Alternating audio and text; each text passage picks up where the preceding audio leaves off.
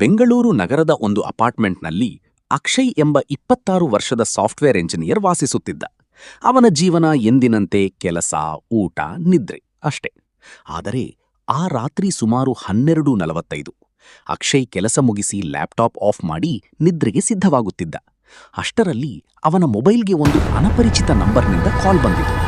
ಮೊದಲಿಗೆ ಅವನು ಇಗ್ನೋರ್ ಮಾಡಬೇಕೆಂದುಕೊಂಡ, ಆದರೆ ಏನೋ ಕಾರಣಕ್ಕೆ ಅವನು ಕಾಲ್ ತೆಗೆದುಕೊಂಡ.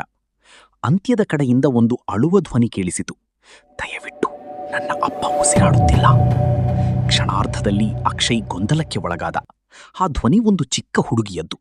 ಅವಳು ತುಂಬಾ ಭಯದಲ್ಲಿದ್ದಳು, ವಿಳಾಸ ಹೇಳುತ್ತಿದ್ದಳು.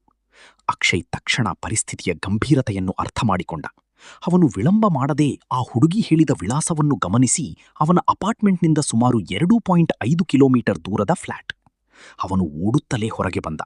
ಅವನ ಮನಸ್ಸಿನಲ್ಲಿ ಒಂದೇ ಯೋಚನೆ, ಸಮಯವೇ ಜೀವ. ಕೆಲವೇ ನಿಮಿಷಗಳಲ್ಲಿ ಅವನು ಆ ಫ್ಲ್ಯಾಟ್ ತಲುಪಿದ.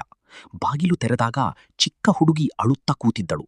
ಅವಳ ತಂದೆ ನೆಲದ ಮೇಲೆ ಕುಸಿದು ಬಿದ್ದಿದ್ದರು. ಅಕ್ಷಯ್ ತಕ್ಷಣ CPR ಪ್ರಯತ್ನಿಸಿದ, ಜೊತೆಗೆ ಆಂಬ್ಯುಲೆನ್ಸಿಗೆ ಕರೆ ಮಾಡಿದ. ಸುಮಾರು 8-10 ನಿಮಿಷಗಳ ನಂತರ ವ್ಯಕ್ತಿಗೆ ಮತ್ತೆ ಉಸಿರಾಟ ಶುರುವಾಯಿತು. ಆಂಬ್ಯುಲೆನ್ಸ್ ಬಂದು ಅವರನ್ನು ಆಸ್ಪತ್ರೆಗೆ ಕರೆದೊಯ್ದರು.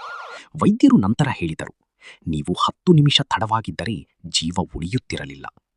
ಆ ದಿನ ಅಕ್ಷಯ್ಗೆ ಗೊತ್ತಾಯಿತು, ಒಂದು ಕಾಲ್, ಒಂದು ನಿರ್ಧಾರ ಜೀವನವನ್ನು ಉಳಿಸಬಹುದು ಎಂದು.